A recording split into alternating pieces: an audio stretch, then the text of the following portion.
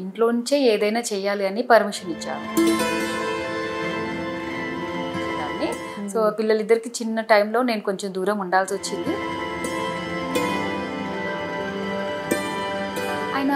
ఆయన ఒకరే ఉండడము అంటే అంత ఫ్యామిలీ మొత్తము డిస్టర్బ్ అయిపోయింది.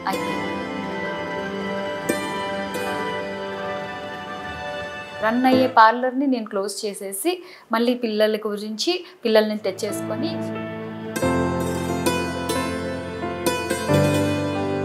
థర్డ్ టైం 3 times మళ్ళీ 0 నుంచి స్టార్ట్ అవ్వాల్సి వచ్చింది.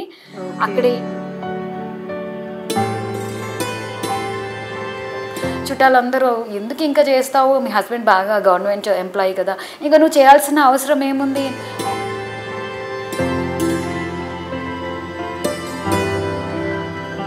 సో 30 మెంబర్స్కి మీరు ఉపాధి కల్పిస్తున్నారు. సో యాక్చువల్లీ వాళ్ళ సపోర్ట్తోనే నేను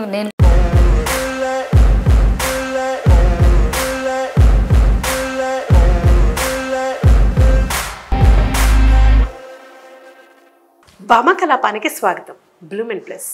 ఇప్పటి వరకు మనం ఎందరో ఉమెన్ని కలిసి వారి లైఫ్లో అప్స్ అండ్ డౌన్స్ ఏంటి, అలాగే ఫెయిల్యూర్స్ అండ్ సక్సెస్ స్టోరీస్ కూడా చూసామండి. ఈరోజు ఇంకొక సక్సెస్ స్టోరీతో మీ ముందుకు వచ్చాను. ఈరోజు మనతో ఉన్నారు Shreyas beauty parlour managing director Srilatha Goud. తను కాస్మెటాలజిస్ట్, అలాగే ఎంఎస్ఎంఈ నుండి సక్సెస్ఫుల్ ఆంటర్ప్రెనర్ అవార్డు కూడా తీసుకున్నారు.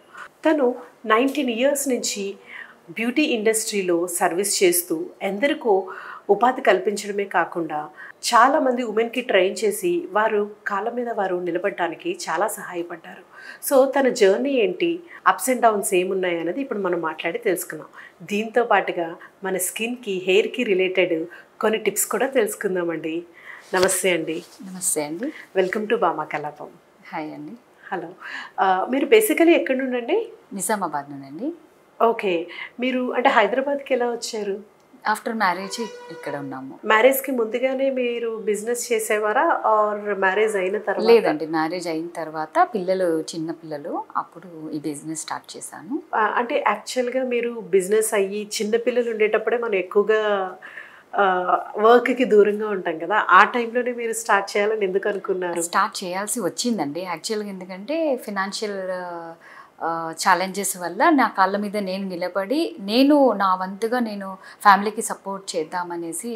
ఎందుకంటే పిల్లల ఎడ్యుకేషన్ కానీ ఫ్యూచర్ ఇప్పుడు ఇద్దరు వర్క్ చేస్తేనే అది హెల్ప్ అవుతుంది కదా. సో అలా నేను ఈ ఫీల్డ్లోకి రావడం జరిగింది. మీ క్వాలిఫికేషన్ ఏంటండి? నేను బీసీఏ అయిపోయిందండి. ఎంసీఏ అది కూడా మ్యారేజ్ తర్వాత చేయలేకపోయాను. అది కూడా ఓకే. బీసీఏ చేసి బ్యూటీ ఇండస్ట్రీలో బీసీఏ ఎంసీఏ డిస్కంటిన్యూ అయ్యాక కూడా నేను ఏంటంటే నా ఫ్యామిలీ రిస్ట్రిక్షన్స్ వల్ల నేను బయటికి వెళ్ళి చేయకూడదని చెప్పారు. సో నేను ఉన్న దాంట్లో నా పరంగా నేను ఏదైనా ఒకటి చేసి నేను స్టార్ట్ చేద్దాము నా కెరీర్ అనుకున్నాను. టీచర్గా కూడా స్టార్ట్ చేశాను, కానీ అవ్వలేదు అది కూడా బయటికి వెళ్ళి. సో ఇంట్లో నుంచే ఏదైనా చేయాలి అని పర్మిషన్ ఇచ్చారు. సో దానివల్ల ఇందులో ఇది ఈజీగా ఉంటుంది కదా లేడీస్ పరంగా, కానీ మనం స్వతంత్రంగా ఇండిపెండెంట్గా ఉండడం. జాబ్ అంటే వేరే దగ్గరికి టైమింగ్స్ పరంగా వెళ్ళాల్సి వస్తుంది. సో ఆంటర్ప్రెన్యూర్గా అందుకు నేను చూస్ చేసుకున్నాను. ఓకే. అంటే మీరు ఇనిషియల్గా సపోజ్ బ్యూటీ కోర్స్ నేర్చుకోవాలన్నా సరే బయటకు వెళ్ళాల్సి వస్తుంది. అవునండి. సో అప్పుడు ఎలా మేనేజ్ చేసేవారు? అది కూడా చాలా చిన్న పిల్లలు. మా పాప యూకేజీ, మా బాబు ఇంకా అసలు స్కూల్కులో వెళ్ళలేదు, ప్రీ నర్సరీలో ఉన్నారు. మా అమ్మ దగ్గర ఇద్దరిని డ్రాప్ చేసి నిజామాబాద్లో ఉంచి నేను every week up and down వెళ్ళి చూసి వచ్చేదాన్ని. సో పిల్లలిద్దరికి చిన్న టైంలో నేను కొంచెం దూరం ఉండాల్సి వచ్చింది. మా అమ్మ సపోర్ట్ చాలా చేశారు దానికి. బేసికలీ ఇప్పుడు ఉమెన్ అందరికీ కూడా ఎక్కువగా మదర్ సపోర్టే. అంటే నేను చాలా మందిని కలుస్తూ ఉంటాను కదా, చూస్తూ ఉంటే మదర్ చాలా సపోర్ట్గా. మా మదర్ కూడా చాలా సపోర్ట్ చేశారు, మా హస్బెండ్ కూడా చాలా సపోర్ట్ చేశారు. ఓకే. మీరు ఇప్పుడు కోర్స్ నేర్చుకున్న తర్వాత ఇమీడియట్గా మీరు స్టార్ట్ చేశారా ఆర్ ఎక్కడైనా సరే కొంచెం అసిస్టెంట్గా కొన్ని రోజులు వర్క్ చేసి? అండ్ ఫస్ట్ ఈ కోర్స్ గురించి చెప్పాలండి. ఎందుకంటే రెగ్యులర్గా అప్పుడు నేను ఒక 19 years బ్యాక్ అప్పుడు మన సొసైటీ పరంగా ఆలోచిస్తే బ్యూటీషియన్ కోర్స్ అంటే చాలా తక్కువగా చూసేవాళ్ళు. అదేంటి ఆ కోర్స్ ఎందుకు, నువ్వు ఎంత చదువుకున్నావు మళ్ళీ ఆ కోర్సులో ఎందుకు వెళ్ళావు అంటే అప్పుడు నేను ఏమనుకున్నానంటే బ్యూటీ కోర్స్లో కూడా యూనిక్గా ఉండాలి, రొటీన్ పార్లర్ కోర్సులో కంటే ఒక ప్రొఫెషనల్ స్టాండర్డ్ కోర్స్ ఉండాలనేసి నేను క్లారా ఇంటర్నేషనల్లో జాయిన్ అయ్యానండి. అందులో బేసిక్ స్కిన్ నుంచి skin layers, skin muscles, skin lymphatic system, అంటే సైంటిఫిక్ పరంగా మనకి ఏ రకంగా ఉంటుందో ఆ నాలెడ్జ్తో పాటు మజిల్ డైరెక్షన్, అంటే అంత డీప్ లెవెల్లో మాకు యాస్థెటిక్ లెవెల్ ట్రైనింగ్ ఇచ్చారు. యాస్థెటిక్ కోర్స్ అనుకోండి కంప్లీట్గా. నార్మల్ బ్యూటిషియన్ కంటే కూడా ఈ కోర్సు నేను ఇది చూస్ చేసుకోవడం చాలా లక్కీగా ఫీల్ అవుతున్నాను. ఎందుకంటే that has changed my entire thing. ఒక నార్మల్గా కంటే కూడా ఒక యాస్థెటిక్ లెవెల్లో మనం వెళ్ళేటట్టుగా ఈ కోర్స్ నాకు హెల్ప్ అయింది. అసలు ఈ యాస్థెటిక్ కోర్స్ అంటే ఏంటండి? యాస్థెటిక్ కోర్స్ అంటే routine skin parlour based services ట్రైనింగే కాకుండా ఇందులో ఒక డాక్టర్ లెవెల్ ట్రైనింగ్ ఉంటుందండి. స్కిన్లో డీప్ 7 లేయర్స్ నుంచి నాలెడ్జ్ ఇస్తారు. ఎపిడర్మిస్, డర్మిస్ అని ఈ లేయర్స్ ఏదైతే ఉంటుందో ప్రతి లేయర్లో మనం ఏ ట్రీట్మెంట్ చేస్తే ఏ లేయర్కి మనకి వర్క్ అవుతుంది, అంటే ఏ లేయర్ వరకు మనము ట్రీట్మెంట్ చేయగలుగుతాం అనే డీప్ స్కిన్ నాలెడ్జ్ ఇస్తుంది అనమాట. సో ఆ కోర్సు ఇన్ డీటెయిల్గా ఉంటుంది. బ్యూటీకి సంబంధించింది కాబట్టి ఇది యాస్థెటిక్, అండ్ ప్రొఫెషనల్గా కాబట్టి కంప్లీట్ ఇట్ ఈస్ స్కిన్ యాస్థెటిక్స్ అంటారు. ఇది మీరు ఇంట్లోనే పార్లర్ స్టార్ట్ చేశారు? లేదండి, కొన్ని రోజులు నేను వేరే మా ఫ్రెండ్ దగ్గర ట్రైన్ అయ్యాను. ఎందుకంటే ప్రాక్టికల్ ఎక్స్పీరియన్స్ కూడా ఉండాలి కదా. సో కొన్ని రోజు ఒక 6 months నేను వర్క్ చేశాను. వర్క్ చేశాక అప్పుడు నాకు కాన్ఫిడెంట్ అనుకున్నాక నేను హిమాయత్ నగర్లో ఫస్ట్ పార్లర్ పెట్టాను.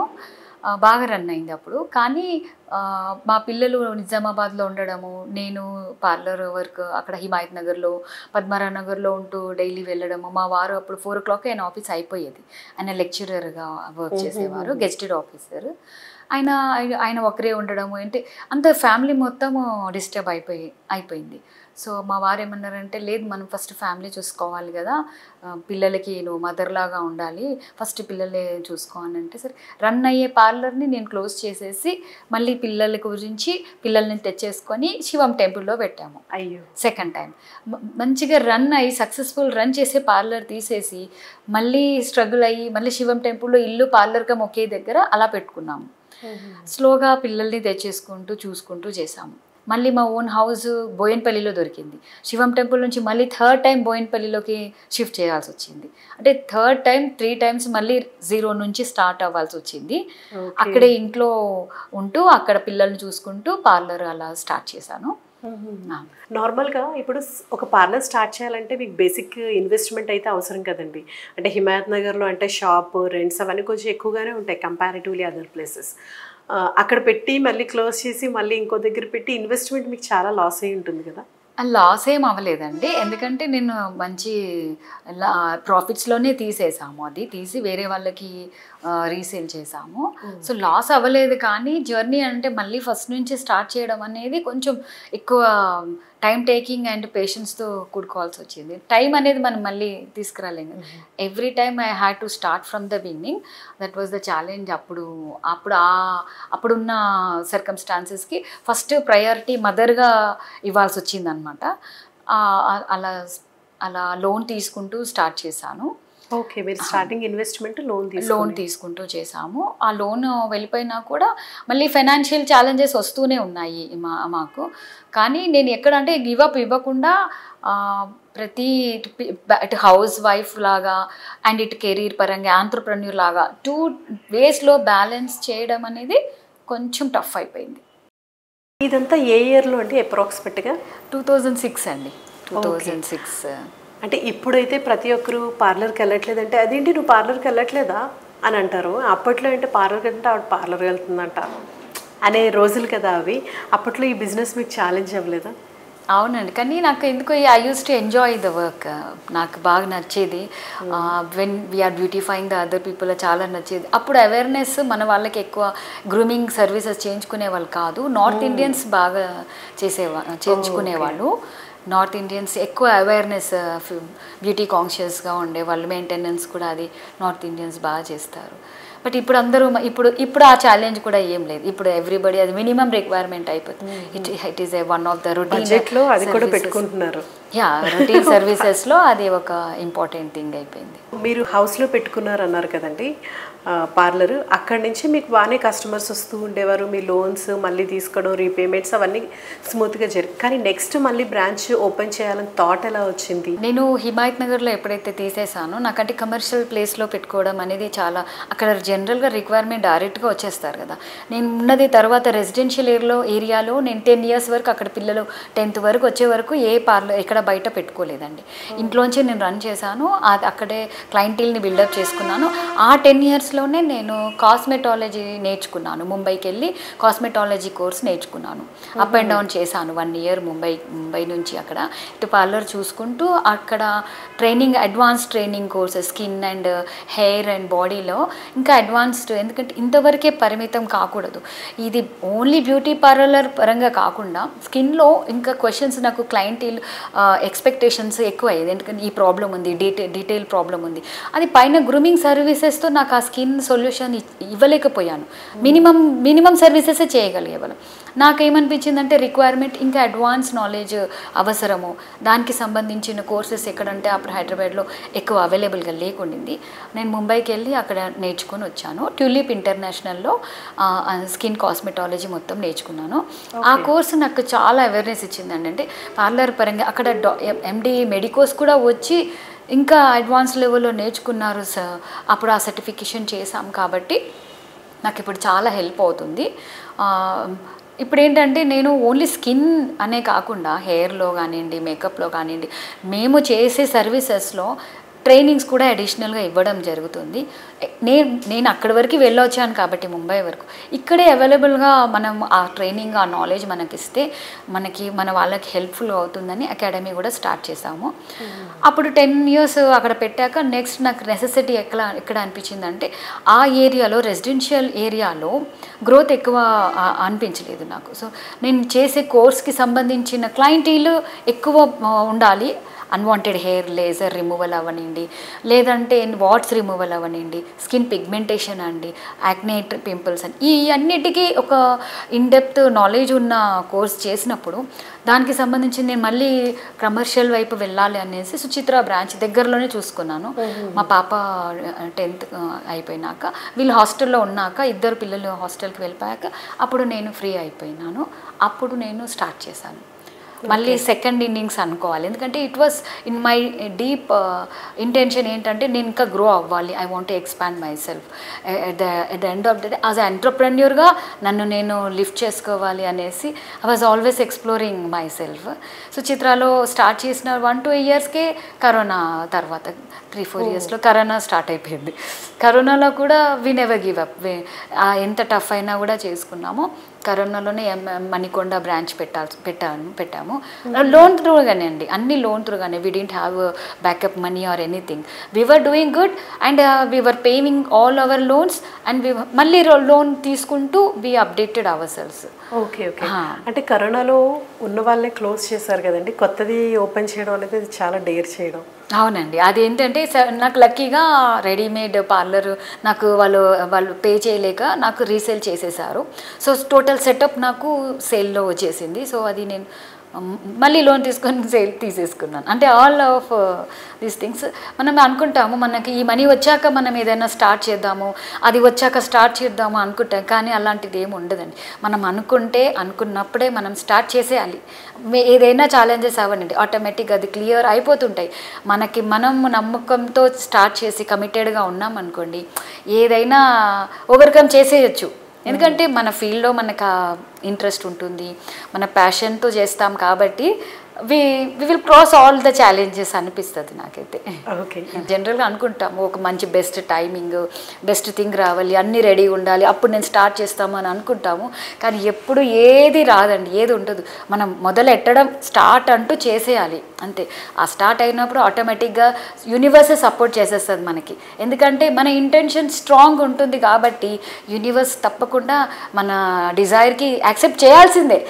ఎందుకంటే 3 times నేను 0 నుంచి మళ్ళీ స్టార్ట్ అవ్వడం. చుట్టాలందరూ ఎందుకు ఇంకా చేస్తావు, మీ హస్బెండ్ బాగా గవర్నమెంట్ ఎంప్లాయీ కదా, ఇంకా నువ్వు చేయాల్సిన అవసరం ఏముంది. ఒక రేంజ్ వరకు మనీ గురించి చేస్తాం, ఇంకో రేంజ్ వరకు ఒక ప్యాషన్ అనేది ఉంటుంది కదా. మనకి నచ్చిన పని చేయాలి, మనకంటూ ఒక ఐడెంటిటీ ఉండాలి, మన ఓన్ ఇండివిజువాలిటీ క్రియేట్ చేసుకోవాలి.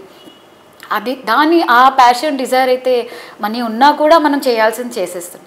There is no full stop for our growth. అవును. అదే. సో ఇప్పుడు టోటల్గా ఎన్ని బ్రాంచెస్ ఉన్నాయండి హైదరాబాద్లో? టోటల్ 5 బ్యూటీ పార్లర్స్ ఉన్నాయండి, 1 ఫిట్నెస్ స్టూడియో ఉంది and 1 academy, beauty academy. Okay. Academy ఎక్కడుందండి? అకాడమీ కార్ఖానాలో ఉందండి. ఓకే. అంటే మీ అకాడమీలో ఎవరైనా సరే ఇప్పుడు కోర్సు నేర్చుకోవాలనుకున్నారనుకో, వాళ్ళకి ఎలిజిబిలిటీ ఏముండాలి? ఎలిజిబిలిటీ అంటే మన మినిమం మన 10th పాస్ అయి ఉన్న వాళ్ళ లేడీస్ కూడా వాళ్ళు నేర్చుకోవచ్చండి. దీనికి జనరల్గా ఇంత ఎడ్యుకేషన్ కంప్లీట్ చేయాలి అని కూడా ఏం ఉండదు. కమ్యూనికేషన్ స్కిల్స్ ఉండాలి, నేర్చుకోవాలన్న సంకల్పం ఉండాలి వాళ్ళకి. ఆ 2 ఉంటే మేము ఉంటాము. మినిమం అమౌంట్తో కూడా మినిమం 5,000తో కూడా వాళ్ళు కోర్సు స్టార్ట్ చేయొచ్చు. 5,000 నుంచి అన్ని కోర్సెస్ అన్ని లెవెల్స్లో మాడ్యూల్స్లో అవైలబుల్గా ఉన్నాయి. ఓకే. అంటే ఇవన్నీ కూడా మీరు ఒక్కరే చేస్తున్నారా అండి, లేకపోతే మీతో పాటు ఎవరైనా పార్ట్నర్స్ కానీ అలా? అంటే ఎందుకంటే ఎన్ని బ్రాంచెస్ హ్యాండిల్ చేయడం అండ్ అకాడమీ అన్నది దట్స్ నాట్. అవునండి, అది మంచి టీం ఉన్నారు, మంచి టీంని బిల్డ్ చేసుకున్నారు. They are supporting me good. Husband support ఉంది, సో ఫ్యామిలీ సపోర్ట్ చాలా బాగుంది. సో నేను డెడికేట్ టైం ఇప్పుడు చాలా బాగా ఇవ్వగలుగుతాను కాబట్టి సింగిల్గానే హ్యాండిల్ చేస్తున్నాను. టీమ్ సపోర్ట్ అయితే చాలా బాగుందండి. ఎంప్లాయీస్ అందరూ సపోర్ట్ చేస్తారు. వాళ్ళ వర్క్ వాళ్ళ పరంగా నాకు కంప్లీట్ ఏ కంప్లైంట్ లేకుండా కూడా నాకు వాళ్ళు హెల్ప్ చేస్తారు. సో టోటల్గా మీ దగ్గర ఎంతమంది స్టాఫ్ ఉన్నారండి? స్టాఫ్ ఇప్పుడండి 25 members to 30 members. ఇప్పుడు ఇంకా ఈ మంత్ 5 members యాడ్ అయ్యారు. టోటల్ 30 members ఉన్నారండి. 30 మెంబర్స్కి మీరు ఉపాధి కల్పిస్తున్నారు. సో యాక్చువల్లీ వాళ్ళ సపోర్ట్తోనే నేను కూడా గ్రో అవుతుంది. మ్యూచువల్లీ ఆబ్వియస్లీ కొలాబరేటింగ్ ఒకరికొకరు అన్నట్టు. మీ హస్బెండ్ అంటే గవర్నమెంట్ ఎంప్లాయీ అని చెప్పేసి అన్నారు కదండి, గెజిటెడ్ ఆఫీసర్ అని చెప్పేసి అన్నారు. అవునండి, మా వారు ఇప్పుడు డిప్యూటీ సెక్రటరీ అండి, SB state board of technical ఎడ్యుకేషన్లో తను ఇప్పుడు డిప్యూటీ సెక్రటరీ అండి. ఓకే. పిల్లలు ఏం చేస్తున్నారు? మా పాప ఐఐటి కంప్లీట్ అయిందండి, ఈ మంత్ అయిపోయింది. ఐఐటి కాన్పూర్లో ఐఐటి చేసింది. మా బాబు విఎన్ఆర్ ఇంజనీరింగ్ కాలేజ్లో 2nd year చదువుతున్నారు. ఓకే. ఓకే. సో పిల్లలు కొంచెం పెద్దగా అండి, వాళ్ళ స్టడీస్ వాళ్ళ కెరీర్లో ఇప్పుడు వాళ్ళు మంచి సక్సెస్ఫుల్గా, కాబట్టి ఇప్పుడు నాకు ఎక్కువ టైం దొరికింది నా దాంట్లో నేను ఎక్కువ ఫోకస్ చేయడానికి. సో సపోర్ట్ ఎలా ఉంటుందండి కిడ్స్ దగ్గర నుంచి? అంటే ఇప్పుడు సపోజ్ మీరు ఇన్ని బ్రాంచెస్ చూసుకునేప్పుడు టైం ఇవ్వలేకపోవచ్చు హస్బెండ్కి కానీ పిల్లలకి కానీ, సో అప్పుడు వాళ్ళ సపోర్ట్ ఎలా ఉంటుంది? కంప్లైంట్స్ వస్తాయా లేకపోతే? లేదండి, వాళ్ళు చూశారు కదా నా జర్నీ. నేను వాళ్ళ గురించి అన్నీ ఆపేసి వాళ్ళ కోసమే ఫోకస్ చేసి ఆ 10 years నేనైతే వాళ్ళకి ఉన్నాను. ఇప్పుడు వాళ్ళు ఏమంటారు, నీకు అనుకుంది నువ్వు చేయి మమ్మీ, నువ్వు మా వారు కూడా నీకు ఏది అనిపిస్తే అది చేయి, టోటల్ ఫ్రీడమ్ ఇచ్చేస్తారు నాకు. ఎందుకు ఎక్కడికి వెళ్ళావు, ఏ మీటింగ్కి వెళ్ళావు, ఏంటి ఎక్కడ నాకు ఏ రిస్ట్రిక్షన్ లేదు. మా పాప బాబు వాళ్ళు సపోర్ట్ ఎలా ఉంటుందంటే ఐఎమ్ బ్లెస్డ్ అనుకోవాలి. ఎందుకంటే ఇప్పుడు నువ్వు అనుకున్నావు కదా మమ్మీ, నువ్వు అనుకుని అన్నీ చేసేయి, నువ్వు ఏది కావాలనుకుంటే అది చేసేయి అని చెప్పి వాళ్ళు 110% సపోర్ట్ ఇస్తున్నారు నాకు. అది చాలా హ్యాపీగా ఉంది నాకు. అంటే ఒక ఫ్యామిలీ సపోర్ట్ ఉంటే ఉమెన్ ఏదైనా చేయగలుగుతారు అనే దాంట్లో ఎలాంటి డౌట్ లేదండి. ట్రూ.